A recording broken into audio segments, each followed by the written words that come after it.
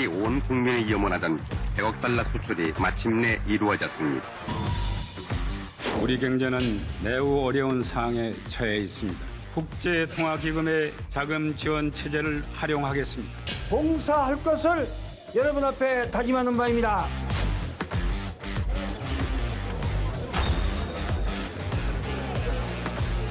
미국의 국책 모기지 보증업체인 페니메와 프레디맥의 유동성 위기가 타격이 클 것이란 소식이 전해지면서 비상경제 정부를 구축해서 경제 위기 극복에 매진하겠습니다.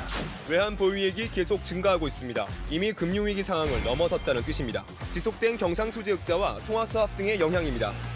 코로나19 확진자는 1261명으로 국민들이 체감하는 공포는 더욱 커지고 있습니다. 위기 공고를 심각 단계로 올려 대응 체계를 대폭 강화해 나가겠습니다. 주요 외신들도 직접 검사를 받아보며 잇따라 찬사를 내놓고 있습니다.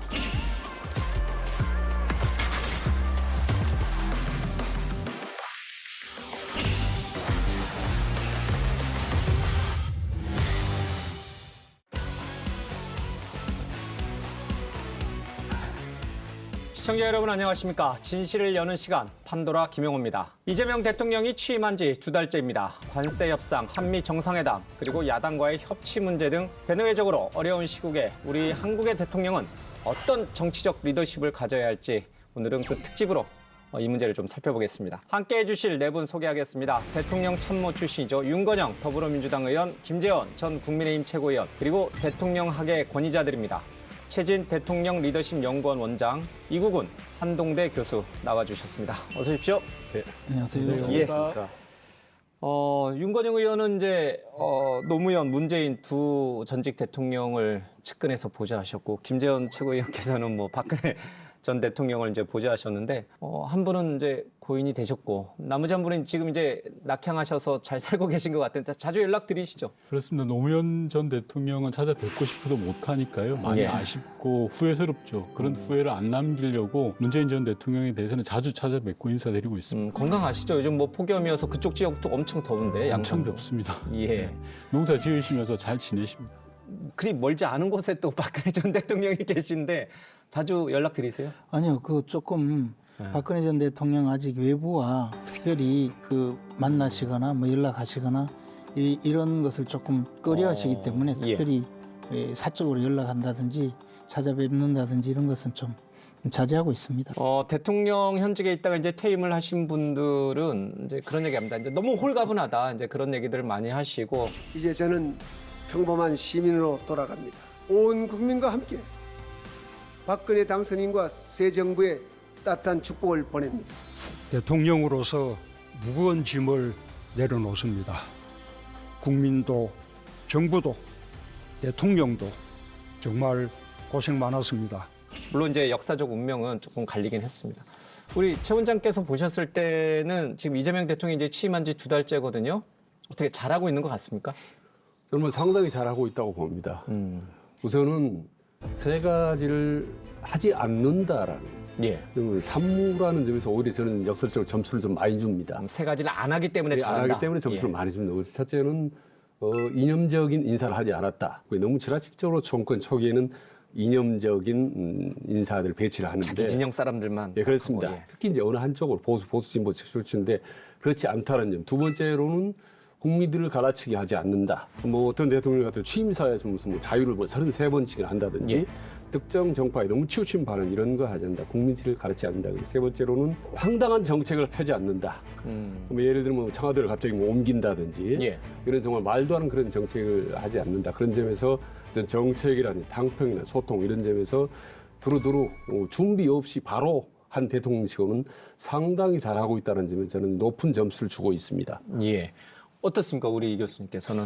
교수니까 학점 얘기를 하자면 A0 정도는 드릴 수 있을 것 같습니다. A0면은 굉장히 잘하는 거죠? 네. 예. 일단 사실 우리 국민들 입장에서 보면 이재명 대통령 취임하시기 전에 6개월 동안은 대통령 권한대행들이 계셨고요. 대통령이 잘 없던 거나 마찬가지고 그 앞에도 한 2년 반 동안 상당히 이례적인 대통령을 우리가 보았기 때문에 진짜 대통령의 어떤 그 집권하는 그 모습에 대한 갈증이 있었다고 생각합니다. 그 면에 있어서는 상당히 그 갈증을 뭐 인수위도 없었는데 잘 채우고 계시다 그런 생각은 들고요.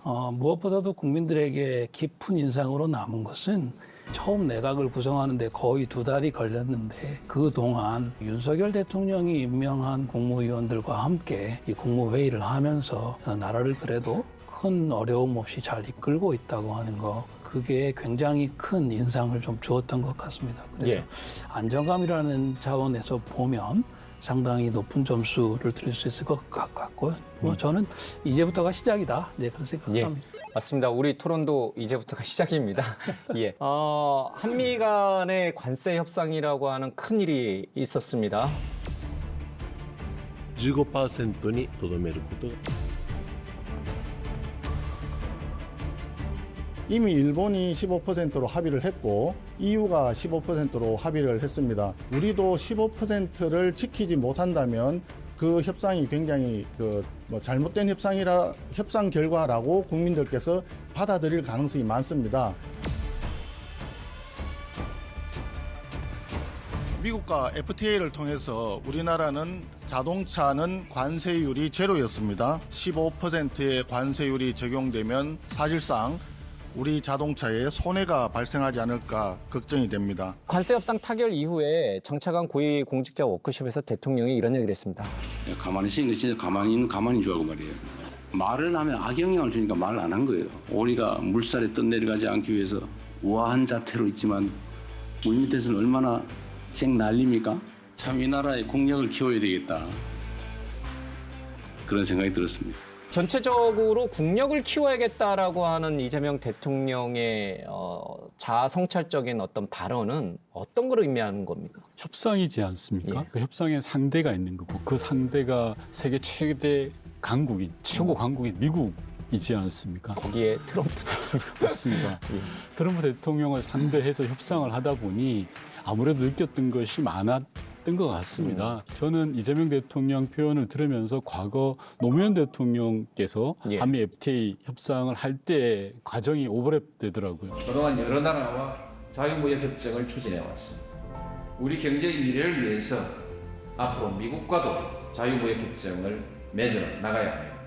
참 많은 비난을 받으셨거든요. 노동자, 농민으로부터 비난도 받았습니다. 맞습니다. 보수도 비난하고 진보도 비난했습니다. 노무현 대통령은 대한민국 경제가 통상 경제로 살아가기 위해서는 한미 FTA가 필수적이다라고 봐서 그걸 추진했었는데 많은 부분들이 반대를 하셨지 않습니까? 그 과정에서 말씀을 제대로 못 하셨어요. 그런 것들이 저는 이재명 대통령의 어제 발언 속에서 녹아나는 것 같다라는 생각 들었습니다. 한미 FTA 협상은 노무현 대통령이 잘했다라고 우리 야당도 인정을 하잖아요. 그러면 이번 관세 협상은 어떻게 평가하세요? 미국에서 짜놓은 프로그램이 거의 따라갈 수밖에 없었을 겁니다. 안보 측면에서 미국에 굉장히 많이 의존을 하고 있고 또 우리가 처하고 있는 경제 여건은 중국과도 상당히 밀접한 관계를 유지해야 되는 상황이거든요. 한미 간의 문제뿐만 아니라 중국과의 거래 관계에 대해서 상당히 견제를 하면 더 어려워지기 때문에 미국의 주도하에서 벌이는 이 관세 협상에는 아마 굉장히 수동적일 수밖에 없었을 겁니다.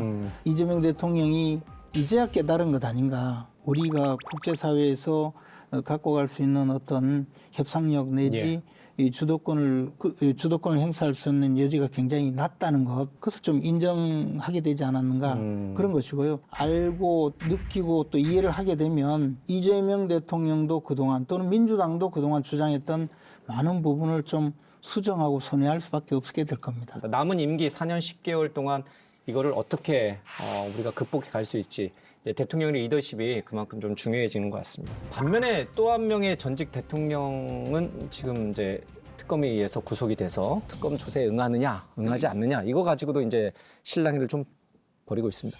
민중기 특별검사팀이 윤석열 전 대통령을 체포하기 위해 서울구치소에 들어간 건 오늘 오전 8시 30분쯤입니다. 수용실로가 체포영장 집행을 시도했습니다. 하지만 윤 전 대통령은 수용실에 누워 버티며 나오지 않았고 심지어 수의도 입지 않은 상태였습니다. 피의자는 수의도 입지 않은 채 바닥에 누운 상태에서 체포에 완강하게 거부하였고 4회에 걸쳐 체포영장 집행에 따를 것을 요구하였으나 피의자는 체포에 계속 불응하였습니다. 이번 사안은 반팔 상하이를 정상적으로 입고 있다가 특검이 집행을 시도하자 그때 수위를 벗었고 특검이 나가자 바로 입었다고 합니다. 네. 전직 대통령의 모습으로서 이런 모습을 우리가 보고 있다는 게 참 비극적이긴 한데 어떻게 보고 계십니까? 제 생각에는 윤 전 대통령께서 지금 여전히 화가 많이 나 계신 것 같아요.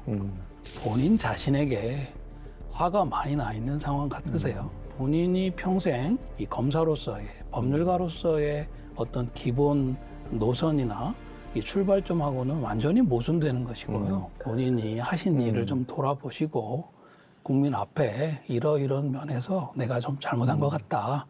진솔하게 사과하시고 본인이 스스로 변론하실 것은 충분히 하시고 그렇게 하시는 것이 저는 좋겠다고 생각하고요. 마음을 좀 다스리고 경로를 좀 누그러뜨리시는 데서부터 좀 뭔가 길을 찾아야 되지 않나 하는 생각입니다. 저는 정치 심리학적 관점을 매우 중시하기 때문에 그런 점에서 저는 이제 집권 초기에 윤석열 리더십을 배짱이 두둑하고 화끈한 바람의 파이터형 이라고 상당히 좀 긍정적으로 평가를 했죠. 그래서 밀어붙이는 검찰 DNA, 그동안 역대 대통령이 못했던 것들을 과감하게 해칠 수 있겠다라고 상당히 기대를 했었죠. 근데 보니까 국민을 향해서 과감한 정치를 하는 게 아니라 극소수의 어떤 자기 주변을 둘러싸고 있는 구구파, 강성 우파들을 상대로 한 배짱을 발휘를 하더라고요. 그래서 요즘 보이는 모습을 보면 그야말로 아주 소극적인 그런 선동가의 모습을 보여주고 있어서 너무 안타깝다. 그동안에 보여줬던 당당함들 이런 것들은 어디로 가가 매우 구차함만 보여주고 있다는 것이 아쉽고 지금이라도 달라진 모습을 윤석열 전 대통령 보여줘야 됩니다. 그렇지 않으면 점점 더 어려워질 거라고 봅니다. 윤 의원께서는 현역 의원으로서 무엇이 윤 전 대통령을 저렇게 만들었을까? 직접적으로는 불법 내란인 거고요. 근데 근원적으로 봐야 될 것 같은데 저는 극우화에 있다고 생각을 합니다. 주변에 계신 분들이 처음에는 일부인 줄 알았는데 점차 극우가 다수가 돼버리는 상황이 돼버렸죠. 그래서 윤석열 전 대통령이 극우화되는 과정이고 결국 흑화되었다라고 저는 봅니다. 대통령이 된 이후에? 모르죠. 그 이전부터 극우였는지 국민을 속이고 현혹하고 됐는지는 모르겠습니다만 1년, 2년, 3년 차의 과정을 지나가면서 윤석열 전 대통령이 흑화가 돼버리면서 이 불법 내란까지 오게 된 거 아닌가라는 생각이 있고요. 저는 근원적인 문제는 극우에 있다라고 생각합니다. 윤 대통령을 뭐 특별히 보좌하거나 또는 가까이 이 의사결정 과정에 참여한 적은 없어요. 근데 계엄 선포 이후에 윤 대통령의 생각을 들을 기회가 있었거든요. 제가 그때 느낀 바는 비상계엄을 선포하는 것이 법적으로는 충분히 허용되는 그런 문제이고 결단이다라고 판단을 하신 것 같은데 대통령의 고유 권한을 행사한 것이다 이런 확신을 가졌고 상당히 좋지 못한 결과로 이어지지 않았는가라는 생각입니다. 그래서 법적으로 허용된다 하더라도 국민들이 판단할 때는 이 또 다른 정치적인 평가가 있거든요. 저는 그런 면에서 윤 대통령이 조금 판단을 잘못하셨다. 그리고 그것을 주변에서 대통령 의사결정에 참여할 수 있는 사람들이 잘못된 결정에 강력하게 제동을 걸지 못했던 것이 오늘날의 이 불행한 사태가 되지 않았나 생각을 합니다. 결국 단 한 번의 선거를 통해서 대통령까지 되시니까 권력으로 만들 수 있다면 법적인 거는 이러니 저러니 큰 문제가 되지 않는다라고 원래 생각하신 것이 아닌가 그렇게 싶어요. 권력을 법보다 훨씬 더 근본적인 범주로 생각하는 그런 면에서는 굉장히 독특한 대한민국 특수부 검사의 멘탈리티에서 온 거다라고 생각하고요. 저도 이제 멘탈리티 말씀하셨는데 그 부분을 아주 중시하거든요. 대학에 가서 고시를 구수하는 과정에서 심한 좌절감을 겪으면서 강한 컴플렉스를 동시에 느낍니다. 그래서 본인이 정말 천당과 지옥을 오가는 인생을 살다가 천신만고 그때 이제 검찰이 되는 거죠. 여기 가보니까 본인의 어떤 컴플렉스나 스트레스를 마음껏 해소할 수 있는 이 검찰. 그래서 27년 동안 생활하면서 본인 강력한 무사, 어떻게 보면 검사로 대탄생하게 되는 거죠. 여기서 사실은 좀 미묘하지만 술이라는 심리 변수가 동하죠. 아니 뭐 여기에 소주만 한 병 딱 있으면 되겠다.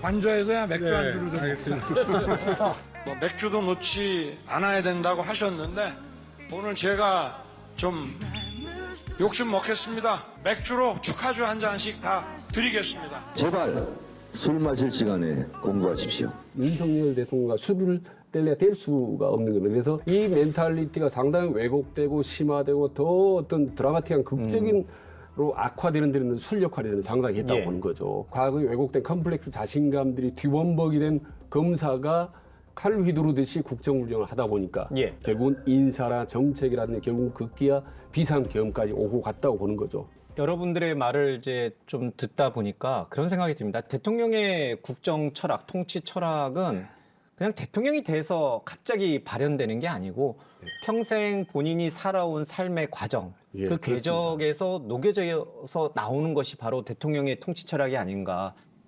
한 인간이 이 성장 과정을 거치고 사회적 경험을 거치고 정치적 환경과 숙련 속에서 대통령이 되어서 자신의 국정 철학과 기조를 관철시키는 건데 윤석열 전 대통령은 그런 게 없었죠. 그리고 그런 과정들에 대한 검증이 제대로 되지 않았고 대통령의 리더십을 좀 훈련받을 수 있는 과정이 없었다. 맞습니다. 정치적으로 숙련하고 정치적으로 풀어나가는 과정을 생략한 거죠.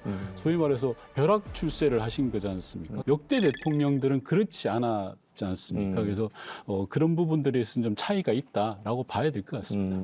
말씀드리기가 조금 민망하긴 한데 제가 겪어본 대통령은 이제 박근혜 전 대통령 그리고 윤석열 전 대통령인데 박근혜 전 대통령은 말씀을 많이 하시지 않거든요. 이 절제된 언어 그리고 존댓말로 하면서 되게 잘하세요.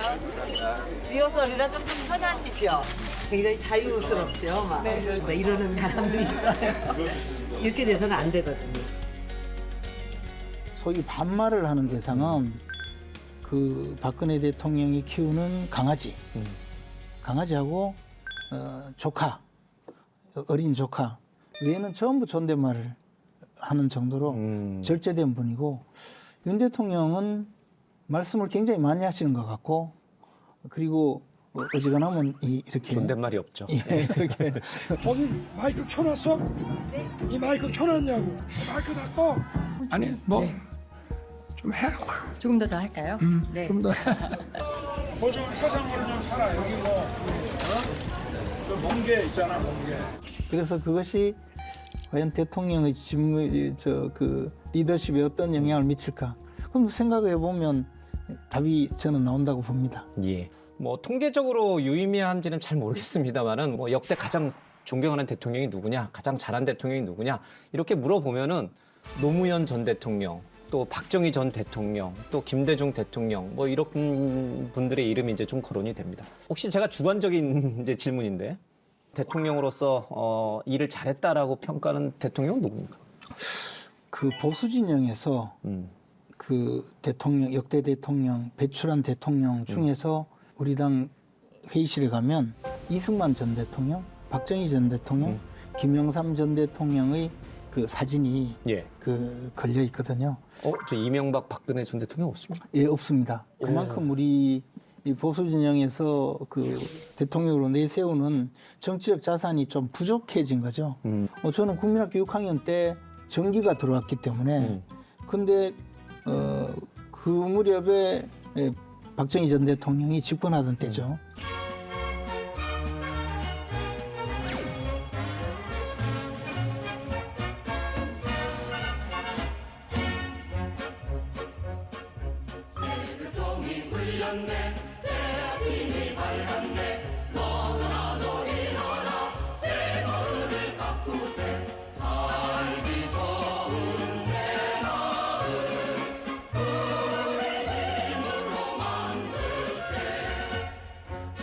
그러면 호롱불 켜고 살던 그 시절에 대한민국 지도자로서 박정희 대통령이 이끌어온 어떤 정치 면에서 오늘날의 잣대로 보면 정치에 대해서 많은 비판적인 주장을 할 수 있지만 그 당시에 우리나라 현장에서 할 수 있는 정치로서는 굉장히 그 훌륭한 정치를 한 것이 아닌가. 우선 박정희 대통령은 18년 동안 하셨어요. 그러니까 충분한 성과를 내기엔 충분한 기간을 하셨다. 그리고 저는 역대 대통령의 순위를 매기는 것에 대해서 동의하지 않습니다. 그래서 제가 순위는 얘기 안 했습니다. 각각 역대 대통령들이 그 시대가 처한 상황과 조건이 있고 그 시대에 맞는 과제를 추진해 왔다고 생각합니다. 따라서 모든 대통령은 공과가 다 있습니다. 딱 한 사람 빼고요. 윤석열은 공과가 없습니다. 그런데 역대 대통령은 그래서 그 시대에서는 어쩔 수 없이 이 일을 했던 경우가 있는 거고요. 저는 정권은 개선과 혁신의 관점에서 바라보는 게 중요한 것 같아요. 역대 정부 중에 어느 대통령이 가장 나았다라는 평가보다도 개선할 걸 우리가 잘 찾아내자. 그 혁신할 걸 찾아내자. 이런 관점이 중요하지 않을까 싶습니다. 그런 시대적 과제를 잘 인식하고 또 국민을 위해서 그 시대적 과제를 이루기 위해서 노력한 그 부분만 놓고 본다면 어느 대통령이 가장 잘한 것인지 또 어느 대통령이 가장 저평가되어 있는 것인지 저는 그 질문은 조금 문제가 있다고. 질문이 문제가 있습니다. 시대마다 과제가 다르고 또 진영에 따라 다르고 또 평가 기준에 따라 달라질 수가 있습니다. 그런데 그 모든 걸 동원해 하나 변치 않는 세계 평가 기준이 있다고 저는 보는 거거든요. 그래서 이제 나온 이야기가 성공한 대통령이 되려면 소통경을 잘하라, 소통, 통합, 경제 부분을 잘하라. 이 세 가지 잣대를 어디에 갖다 대도 저는 대한민국에서 단연적으로 1등, 1위가 나오는 저는 대통령 되는 김대중 전 대통령이라고 보는 거죠. 우리 다 같이 국가 손잡고 힘차게 나아갑시다. 위하여 이 국난을 극복합시다.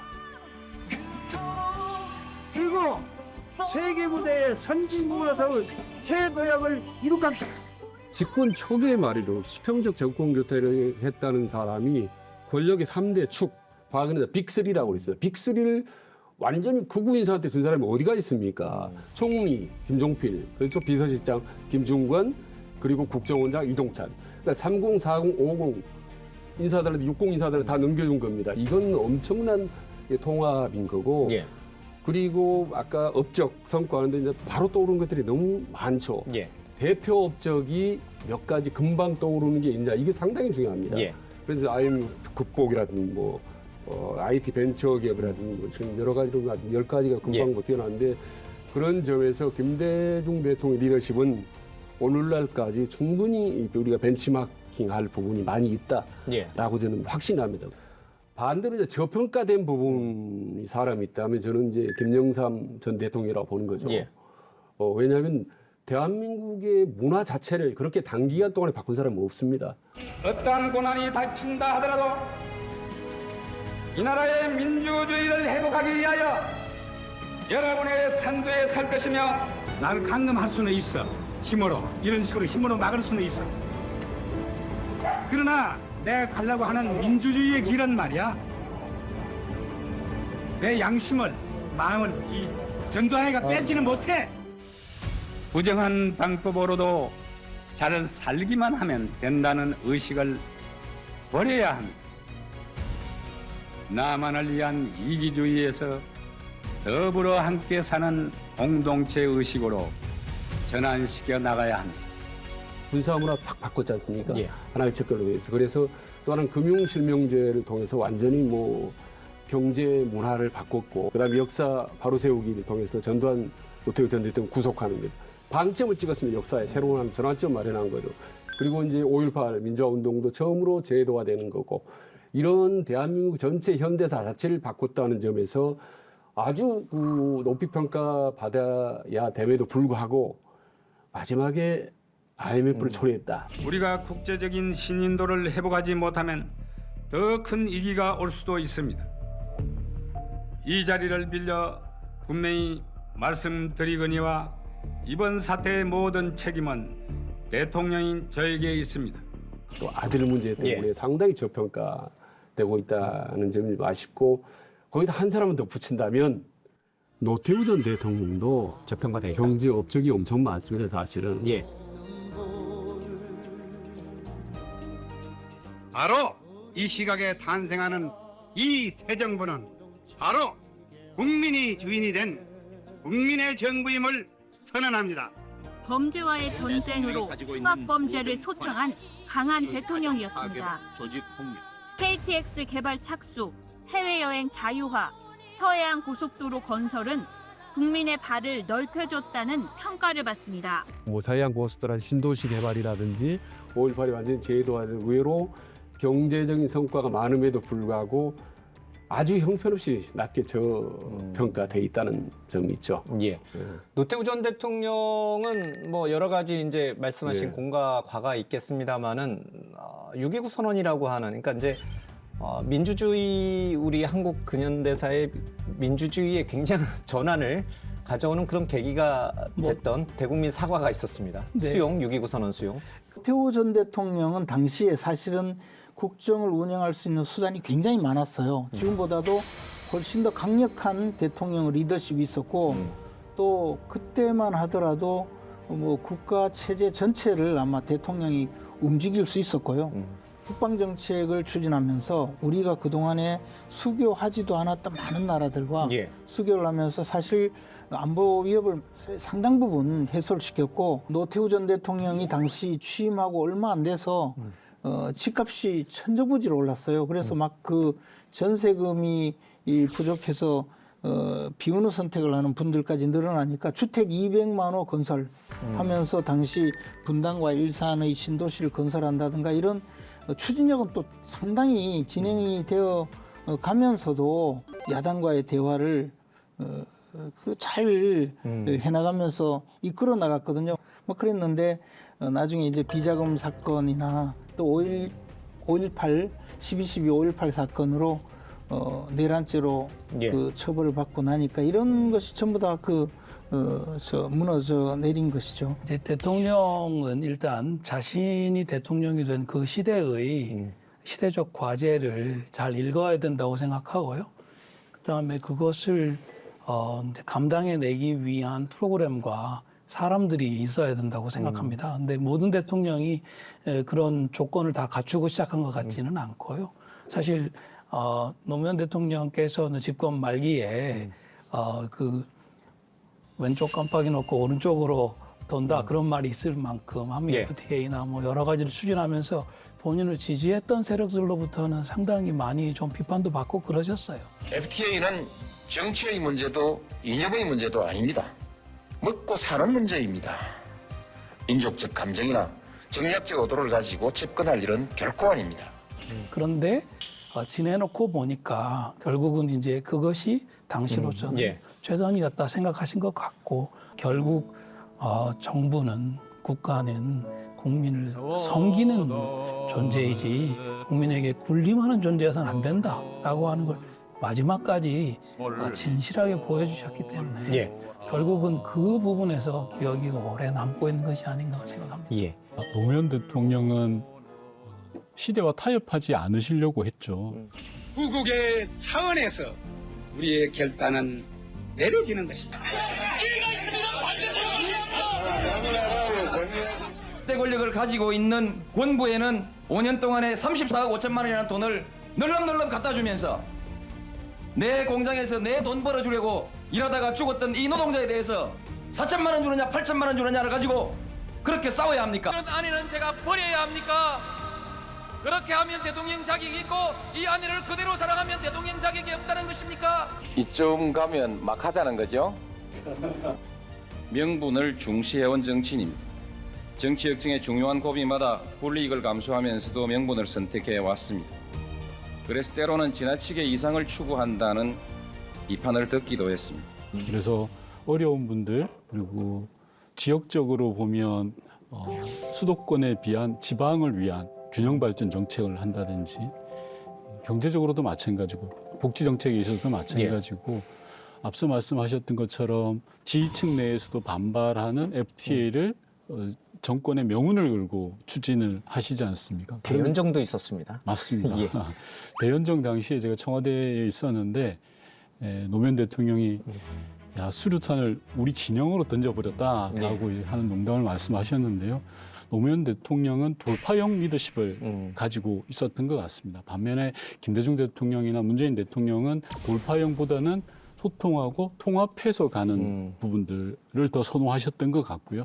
어느 것이 더 낫다 평가하기는 어렵다 이런 뜻인 맞습니다. 거죠. 저는 옳고 그름 낮고 이런 문제는 아닌 걸로 보여집니다. 그 예. 시대가 요구하는 것이 있고 선택의 문제이기 때문에요. 그 시대가 어떤 걸 요구하느냐에 따라서 대통령께서 판단하실 부분인 것 같습니다. 요즘 국민들은요, 그러니까 멀리 있는 스트롱맨 리더십보다 가까이 있는 형님 리더십을 좋아하거든요. 근데 이제 물어보신 건 어느 쪽이 더 나은 거냐, 대통령이. 근데 당연히 병행해야 되는 겁니다. 병행. 그러니까 국정 운영을 할 때는 강력한 스트롱맨의 리더십을 보여주고 국민들에게 소통하고 가깝게 참모들과 지낼 때는 형님 리더십을 보여줘야 되는 거죠. 근데 우리나라 대통령 어느 한쪽으로 치우쳐 있죠, 항상. 그러니까 비판을 받는 거죠. 병행해야 되는 겁니다. 대통령이 과연 어떤 선택을 해야 하는가라는 것은 사실 그 당시 역사적 상황 또 국민들의 요구사항 또 더 나아가서 유권자의 그 수준 이상의 정치가 되기가 사실 어려운 거거든요. 김대중 전 대통령도 상인의 현실감 바탕에서 서생의 문제의식을 함께 갖춰야 된다고 했잖아요.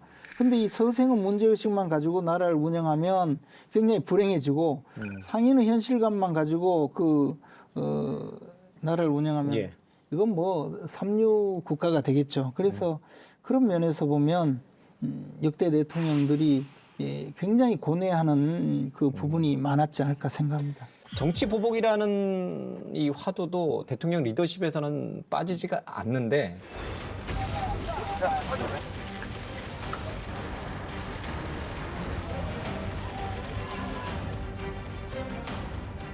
국민 여러분들께 정말 송구합니다.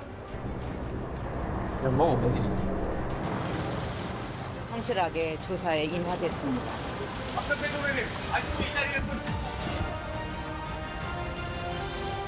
정치 보복은 늘 그에 걸맞는 부메랑으로 본인들에게 다가왔죠, 정치 진영에. 그렇습니다. 저는 윤석열 정권을 이야기할 수밖에 없을 것 같은데요. 윤석열 정부 들어서 전임 정부였던 문재인 정권에 대해서 정말 먼지 나도록 탈탈 털었습니다. 문재인 전 대통령의 사위였던 서모 씨의 특혜 채용 의혹을 수사하는 검찰은 최근 문 전 대통령의 딸인 다혜 씨의 자택 등을 압수수색했습니다. 전주지검이 지난달 문재인 전 대통령에게 피의자 신분으로 소환을 통보한 것으로 확인됐습니다.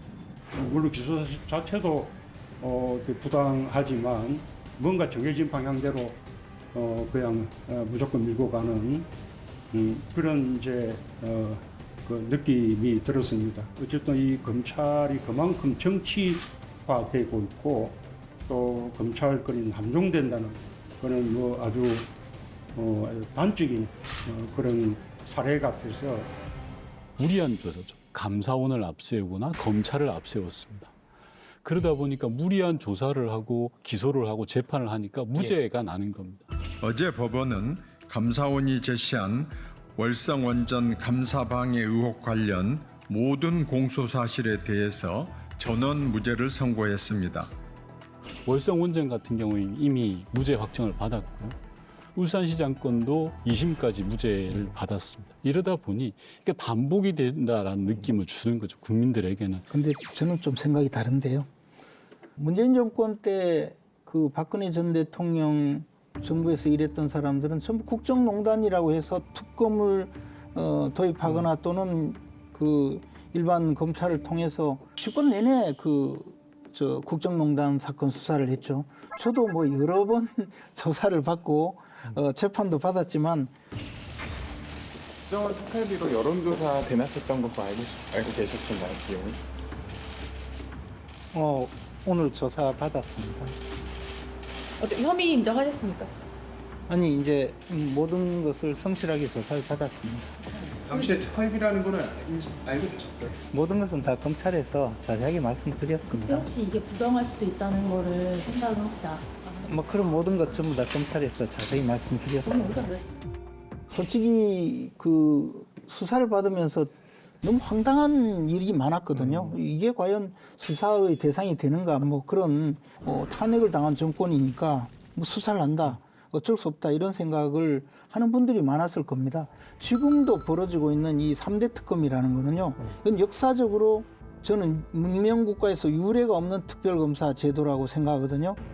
이재명 대통령이 취임 이후 두 번째 국무회의를 열고 내란, 김건희, 최혜병 특검법을 제거했습니다. 1호 법안으로 3개 특검법을 심의 의결한 건 지난 6.3 대선을 통해 확인된 내란 심판과 헌정질서 회복을 바라는 국민 여러분의 뜻에 부응하는 조치입니다.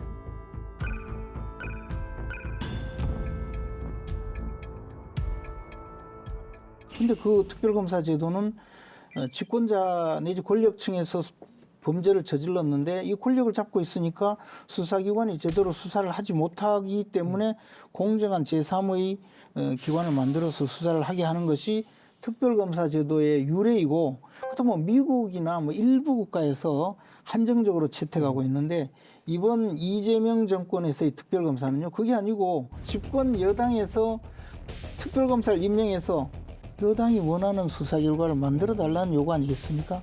이게 정치보복이지 뭘 정치보복이라고 할 수 있습니까? 이거는요, 정상적인 지금 사법 질서가 아니라고 보는 거죠.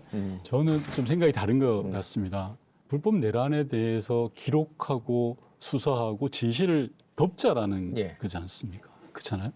박근혜 정부 때도 마찬가지입니다. 그 당시에 조사를 받으셨던 분, 억울한 분이 계실 수 있습니다. 하지만 적폐가 그만큼 누적됐던 거지 않습니까? 최순실이라는 사람이 박근혜 대통령을 이용해서 수백억을 주무르고 국정을 농단을 했던 게 사실이지 않습니까? 그 자체를 부정하는 사람은 없지 않습니까? 저는 최순실하고 아무 관계가 없어요. 그러니까요. 그냥 뭐 온 나라 사람을 다 조사를 한 거지 뭐. 그런 국정농단과 부정부패를 눈 감고 가자는 말씀은 아니실 거라고 생각합니다. 그런 거는 즉 다시 말해서 그런 식으로 이것을 뒤집어 씌워서 수사를 하면서 모든 걸 다 적폐다, 아닙니다. 국정농단이다 할 때 이제 그 사실관계와 다른 수사가 진행되는 것이고, 지금도 마찬가지예요. 내란 동조 정당, 내란 아닙니다. 세력 이렇게 해서 때려잡기 시작하면요, 이게 억울한 사람이 생기게 될 거예요. 제 말씀 조금만 들어주시면 우선 첫 번째 원인에 따른 문제가 있는 겁니다. 김건희 여사가 가만히 계셨는데 왜 김건희 특검을 하겠습니까?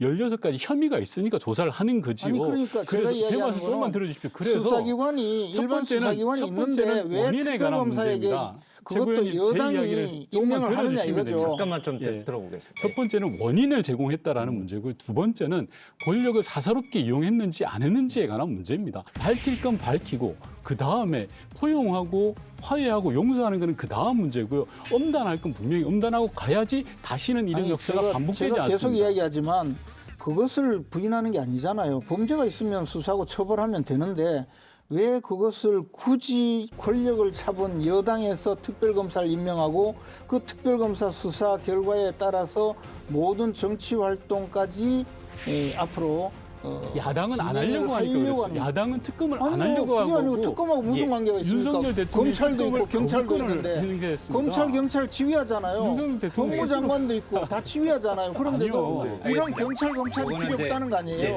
제가 정리를 좀 하겠습니다. 있는데 계속 무슨 뭐 범죄가 없는 거냐? 왜 제가 범죄를 저지른 사람들을 뭐 무마하려고 하느냐? 이런 논리를 이야기하면 잘못된 특검을 논리라는 정치 거죠. 보복이라고 이야기하셨기 때문에 제가 문제제기하는 거죠. 아니, 당연하죠. 특검 같은 경우도 지금은 여당이 임명했다고 우리 김재호께서 말씀을 하시지만 윤 대통령 집권 기간에 여러 차례 최상병 특검이나 김건희 특검 같은 경우에는 여러 차례 법안이 올라왔었습니다. 그걸 다름 아닌 윤 대통령 자신이 거부를 계속해서 하셨어요.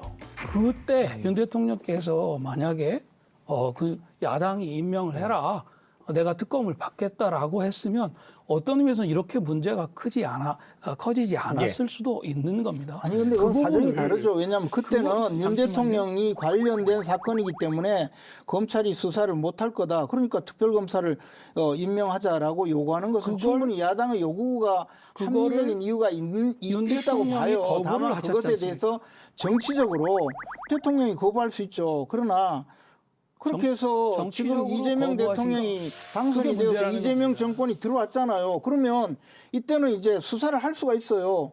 권력을 잡고 있는데 검찰이 수사하도록 하면 될 거 아니에요. 근데 아니요, 앞에도 이야기가 있었다는 말씀만 드리는 거고요. 아니 그게 아니죠. 그때 받아들였으면 이런 일이 없었을 거다고 이야기하는 것인데 그것은 정치적인 판단이에요. 저는 그 판단이 옳았다 그렇다. 특검 얘기로 이제 흘러가지 않도록 지금 이제 정치 보복이라는 것이 우리 한국 정치사 대통령의 리더십에서 빠지지 않는 부분이었는데 그 파생된 결과물인지는 잘 모르겠습니다만 또는 원인 제공인지는 잘 모르겠습니다만은 무엇이 이렇게 짧은 이 현대 정치사를 가진 대한민국에서 왜 탄핵을 당하는 대통령이 두 분씩이나 나오는 것인가? 그런 말이 있습니다. 그러니까 제왕적 대통령은 있어도 제왕적 대통령 제도는 없다. 대통령이 당선되고 취임되는 순간부터 말만 대통령이 사실은 왕이나 다름없는 대우를 받게 됩니다. 바로 의전 경호가 밀착적으로 계속 받게 되면 이게 한 달이 되고 두 달이 되고 지나면요.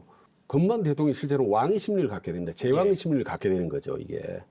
그 상태 1년 정도 지나면 정말 본인도 착각 현상이 되고 본인 모든 사람이 왕의 대우를 하게 되면 가장 먼저 어떤 현상이 오냐면 대통령이 일단 직원 쓴소리를 듣기 싫어합니다.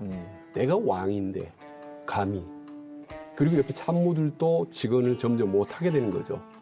그러면 그 틈을 파고 들어오는 잘못된 신하, 참모의 왜곡된 정보, 이른바 이제 문고리 권력의 왜곡된 정보가 들어가게 되면 그때부터 세상을 보는 정치인의 눈이 왜곡되기 시작하는 겁니다. 이게 계속 되풀이되기 때문에 그 변변이 이 엄청난 그 과오를 되풀이하는데 이걸 막는 방법은 두 가지입니다. 막는 방법은 하나는 대통령이 끊임없이 자기 성찰을 하는 것하고 근데 말이 그렇지 쉽지 않지 않습니까?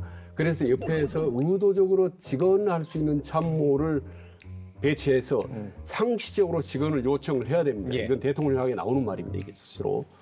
이 두 가지 어떤 자정장치를 두지 않으면 모든 대통령들이 시간 1년, 2년 지날수록 다 건만 대통령이고 실제로는 제왕처럼 변질되어 가는다라는 겁니다. 그래서 이재명 대통령도 하면 일찍이 미리 이런 역대 우리 한국 대통령들의 어떤 잘못된 어떤 권력의 법칙 이거를 예상을 하고 지금부터 그래 직원 장치를 사방팔방에 배치를 하는 것이 당장은 조금 껄끄럽고 부담스러울더라도 점점 더 본인의 어떤 성공적인 국정을 위해서는 반드시 필요하다라고 합니다. 직원의 장치. 필요하다.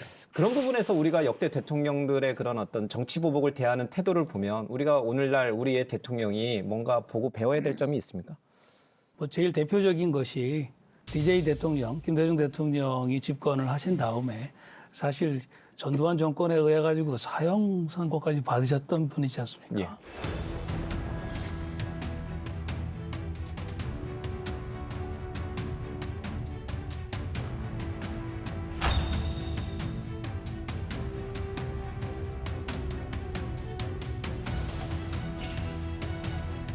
정치 보복을 결단코 하지 않겠습니다. 정치 보복이 얼마나 악한 일이냐? 바로 그 산 증인이 제가 아니겠습니까? 저는 말씀드립니다. 김대중이는 정치 보복을 당했기 때문에 김대중이는 정치 보복을 결단코 하지 않는 그러한 굳은 결심을 갖고 있다는 것을 여러분께 말씀드립니다. 어떤 의미에서는 정치 보복을 한다면 그 보복도 명분이 있는 분이라고 말씀드릴 수도 있는데 이제 본인이 그 길을 택하지 않으셨고 모두가 다 인권을 존중받는 세상으로 가야 한다. 모두가 다 복지를 혜택을 보는 사회로 가야 한다. 그 메시지를 던지시고 적극적으로 평화 공존을 말씀하시고 햇볕 정책을 몸소 추진하시고 그랬기 때문에 세계에서 햇볕 정책 지지하지 않는 사람이 없습니다. 있다면 우리나라에 좀 있습니다. 그 햇볕 정책을 반대한 분들도 반대하실 때는 대안을 놓고 얘기하는 것입니다. 저는 그 면에 있어서는 DJ 대통령의 큰 도량을 좀 우리가 다 배워야 한다 하는 생각은 좀 가지고 있고요. 이 정치 보복이라고 하는 거는 뭐 정상적인 사법 과정을 통해서 뭐 어떤 국민도 다 당해야 되는 거라면 그건 변론으로 하더라도 우리 정치 문화에서는 빨리 없어져야 하는 말이 아닌가 하는 생각을 합니다. 뭐 연장선상에 있는 얘기긴 합니다만은 이제 현재와 미래를 얘기를 해야 됩니다. 가장 먼저 질문기를 드리면 특검 얘기하실까 봐 제가 먼저 정말 이재명 정부의 시대적 소명은 무엇이고 그에 걸맞는 정치적 리더십은 무엇인가? 아시는 것처럼 우리 사회가 지금 이제 저성장을 피할 수 없게 되어버렸고요. 또 동아시아도 앞으로 과연 평화체제를 만들어갈 수 있을지에 관한 여러 시험대가 있고요. 또 트럼프 대통령이 지금 전 세계를 다 지금 들었다 놨다 하고 있는데 그 이후에 어떻게 할 수 있을지도 문제가 됩니다. 또 북의 김여정이 계속해서 메시지를 내고 있지 않습니까? 김정은과 트럼프 대통령이 오랫동안 만났던 사이이기 때문에 다시 이제 동아시아의 새로운 틀짜기가 시작될 가능성이 매우 많거든요. 우리 대통령이 우리 국가가 어떤 포지셔닝을 취해야 할지 매우 지혜롭게 가야 된다고 생각하고요. 어느 정도 회복한 다음에 이제 예산안 내건에서 10월, 11월 정도가 정말 깊은 고민과 숙고의 시기가 될 거다라는 생각을 저는 개인적으로 합니다. 이재명 대통령이 성공적으로 국정운영을 하고 성공한 대통령으로 남으려면 철저하게 한국적 시대 정신에 부합해야 된다. 과거에는 뭐 안보 외교라든지 혹은 뭐 민주주의라든지 뭐 정치 개혁이라든지 이런 부분들이 중요하게 여겨졌죠. 그리고 당장은 지금 우리가 어떻게 보면 한미 통상 협상이 엄청나게 중요한 것 같지만 사실은 이것도 거시경제입니다. 사실은. 근데 국민들이 진짜 원하는 시대 정신은 사실 탈이념 친민생이라고 보는 겁니다. 탈이념 친민생. 특히 이제 친민생이 중요한 거죠. 이를테면 민생만 잘하면 지금 정치, 경제, 외교 문제 모든 걸 잘해도 용서될 수 있고 그리고 더 점수를 더 받을 수 있는 겁니다. 그러려면 최종적으로 어떤 철학과 어떤 방향성으로 가야 되는 것인가? 저는 중도주의라고 보는 거죠. 철저하게 중도층을 염두에 두고 중도 정책을 펴고 중도 지향적인 국정 운영을 펼쳐야 되는 겁니다. 중심인 중도층만 보고 가면요. 그게 소통이고 통합이고 저는 경제 성공할 길이다. 이재명 대통령은 사실 대통령이 되기 전에는 재판을 받고 있었죠. 무려 5개나. 윤석열 대통령이 가 있는 구치소에 이재명 대통령이 가 있었을 수도 있어요.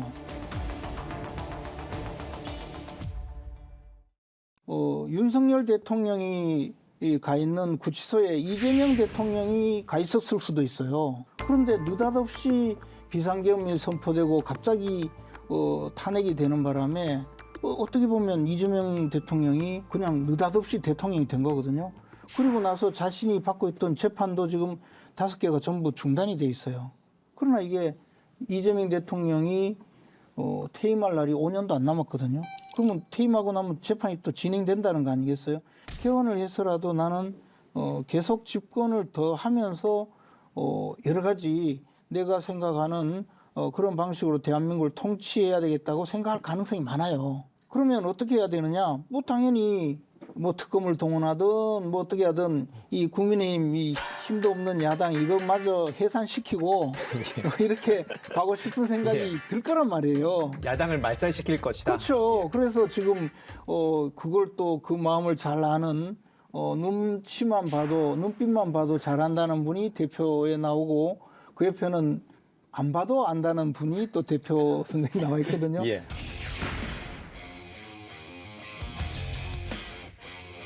저는 이재명 대통령과 눈빛만 봐도 통하는 사이입니다. 이재명 대표하고는 박찬대 의원은 눈빛만 봐도 안다고 그러는데 저는 눈빛을 안 봐도 압니다.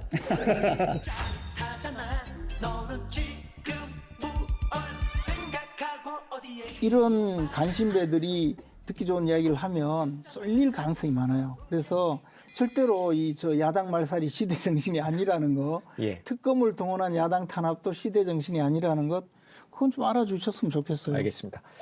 전당대회에 나오신 두 분이 간신배라고 표현한 건 이제 주관적인 표현이시긴 한데 올바른 길이 아니거든요. 알겠습니다. 여당 의원으로서 답변할 게 굉장히 많으신 것 같습니다. 답변을 드려야 되나 싶은데요. 그러니까 일단 가장 기본적으로 야당 말살 하실 겁니까? 안 하실 겁니까? 좀 황당해서요. 뭐 야당 스스로 좀 잘하시면 될 것 같아요. 그러니까 역대 최저 지지율을 보이지 않습니까? 민주당이 국힘을 괴롭혀서 그런가요? 아니지 않습니까? 국힘 스스로, 국민의힘 스스로가 그 길을 걸어가서 지금 10%대의 지지율이 나오는 거라고 생각합니다. 윤석열 대통령을 보호하고 불법 내란을 보호했던 그런 과거가 있고 현재까지 이어져 오기 때문에 국민들이 지지를 보내지 않는 것이고요. 새롭게 혁신하겠다, 전당대회를 하겠다 하더라도 주목을 못 받는 거라고 생각합니다. 이재명 대통령 수사와 관련해서 말씀하셨는데 그 보복 수사, 기획 수사 아닙니까? 이재명 대통령 주변에 수백 건의 압수수색을 했습니다. 대선에서 경쟁하던 사람을 그렇게 검찰을 동원해서 조사한 예가 없습니다. 그래서 저는 스스로 잘하면 된다라는 생각이 들고 이재명 대통령이 해야 될 게 있습니다. 저는 세 가지만 당부를 드리고 싶은 건데 첫 번째는 대통령실 내부의 견제 시스템을 만드는 게 아까 중요하다. 우리 최 원장께서 말씀하신 거랑 비슷하고. 두 번째는 공식, 비공식 소통 그룹들을 많이 만들어야 된다. 특히 야당과의 대화. 왜냐하면 대통령을 둘러싸고 있는 그 벽은 시간이 지나면 지날수록 점점점 높아집니다. 애시당초부터 외부와의 소통 통로를 많이 만드는 게 중요하고 세 번째가 대통령과 참모의 정보의 격차가 시간이 지나면 지날수록 대통령을 따라갈 수가 없습니다. 왜냐하면 대한민국 대통령은 절대 권력자입니다. 모든 좋은 정보가 다 모입니다. 이재명 대통령처럼 인지 능력이 뛰어나신 분들은 격차가 순간적으로 벌어질 수밖에 없습니다. 그러면 참모들이 직언을 할래야 할 수가 없습니다.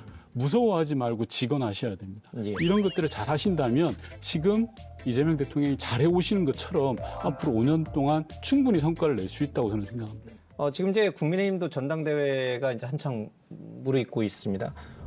여러 이제 후보들이 지금 활동을 하고 있는데 그 누가 야당의 당대표가 되든 지도부가 되든 이재명 대통령은 협치를 하고 대화를 할 준비가 되어 있는 것입니까? 아니면 상대가 누구냐에 따라서 안 할 수도 있는 겁니다. 저는 당연히 대화를 하실 거라고 생각하고요. 이재명 대통령은 취임하고 1, 2주도 안 돼서 야당을 방문하고 야당 대표들을 만났습니다. 그리고 인사와 관련해서도 야당 대표에게 의견을 들었고요. 대한민국 대통령은 야당을 파트너로 인정을 해야 됩니다. 윤 의원님 말씀처럼 그게 이행이 된다면, 실행이 된다면 이재명 정부 또 대한민국의 미래, 지금의 이 새로운 대통령 리더십이 만들어지는 거 아닙니까? 그대로 실현이 될지는 솔직히 잘 모르겠습니다. 분명한 거는 21세기 정말 대명천지에 세계 경제대국 10대국 대한민국에서 군사력을 동원해서 계엄을 했던 어떤 정권, 대통령이 파면당했지 않습니까? 그리고 그 아류였던 친일 백신들이 조만간 당권을 잡을 가능성이 높은 이런 현실 속에서 국민이 무슨 말을 해도 설득력이 있을 거며 뭐라고 국민힘은 얘기할 수 있는 것인지 모르겠어요. 아마 국민힘이 국민들을 향해서 이건 아닙니다, 절대 아닙니다, 바꿔주십시오 하는 논리와 설득력과 명분 이런 부분들이 절대로 갖기가 힘들 겁니다. 탄핵의 고리를 확실히 끊지 않는 한은 국민힘이 앞길이 정말 캄캄하고 첩첩산중이다라고 말씀드리지 않을 수가 없어요. 이게 캄캄한 것은 해 뜨기 직전이 제일 캄캄해요. 그리고 우리 당이 지금 굉장히 어려운 건 사실이에요. 우리 최지훈 박사님 말씀하신 대로 또 우리 윤건영 의원님 말씀하신 대로 역대 최저의 지지율을 받고 있는 자체가 지금 당내에서부터 이 제대로 된 의사결정이 거의 불가능할 정도로 실이 멸렬하고 분열이 되어 있거든요. 이런 그 상황을 제대로 타개하고 국민들이 우리에게 요구하는 것이 무엇인지 제대로 깨닫고 야당이 해야 될 일을 제대로 하면 그러면 또 조금 살 길이 열린다고 봐요. 지금처럼 가면 없어지겠죠. 그런데 이제 최진 박사님 말씀하신 것은 약간 감정이 섞여 있는 것 같은데 지금 국민들이 생각하는 것이 또 다른 측면도 많이 있거든요. 다수파에서 봤을 때 좀 동의하지 않는 그런 의견을 가진 소수파의 의견도 존중돼야 되고 그 소수파의 대표자도 필요한 거예요.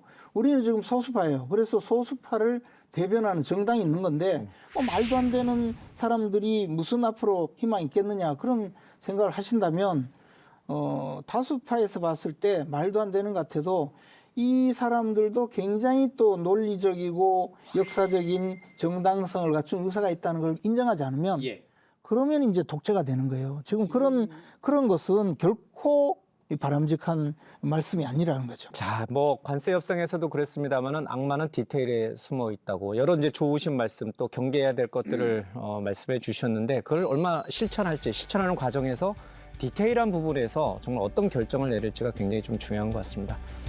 자, 오늘 대통령의 리더십에 대한 이야기를 나눠봤습니다. 나라의 운명을 짊어진 대통령에 정말 필요한 건 무엇인지 좀 생각해 볼 수 있는 시간이 된 것 같습니다. 지금 국민들이 진짜로 바라는 대통령의 자격, 그건 어쩌면 역대 대통령들이 취임사에서 한 목소리로 약속했던 모습일지도 모르겠습니다. 오늘 특집 그 약속의 순간들로 마무리하겠습니다. 부정부패의 척결에는 성역이 있을 수 없습니다. 결코 성역은 없을 것입니다. 국민의 정부는 어떠한 정치 보복도 하지 않겠습니다. 어떠한 차별과 특혜도 용납하지 않겠습니다. 대결과 갈등이 아니라 대화와 타협으로 문제를 풀어가는 정치 문화가 자리 잡았으면 합니다. 우리는 이념의 시대를 넘어 실용의 시대로 나아가야 합니다. 경제 부흥과 국민 행복 그리고 문화 융성을 통해 새로운 희망의 시대를 열어갈 것입니다. 특권과 반칙이 없는 세상을 만들겠습니다. 국민과 수시로 소통하는 대통령이 되겠습니다. 보편적 가치입니다. 우리 사회 모든 구성원이 자유 시민이 되어야 하는 것입니다. 오늘부터 저는 크게 통합하라는 대통령의 또 다른 의미에 따라 모든 국민을 아우르고 섬기는 모두의 대통령이 되겠습니다.